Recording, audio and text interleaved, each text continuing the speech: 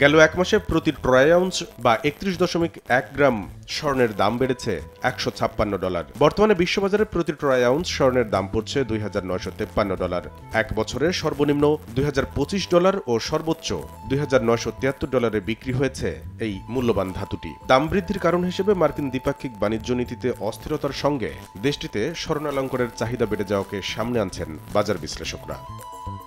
বিশ্ববাজারে বাড়ছে রূপার দামও। প্রতি ট্রয় আউন্স এই ধাতুর দাম এক মাসে $২.৫ বেড়ে বর্তমানে বিক্রি হচ্ছে $৩৩। গেল এক বছরে সর্বনিম্ন $22.৫ ও সর্বোচ্চ $35 বিশ্ববাজারে বিক্রি হয়েছে প্রতি ট্রয় আউন্স রূপা।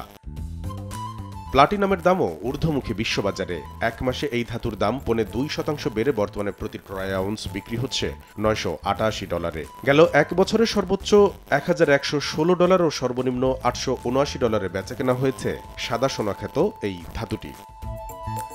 গেল এক মাসে কপারের দাম বেড়েছে ৫% বেশি। বর্তমানে প্রতি ট্রয় আউন্সের দাম পড়ছে $৪.৬০। কামরুল হোসেন সবুজ, সময় সংবাদ।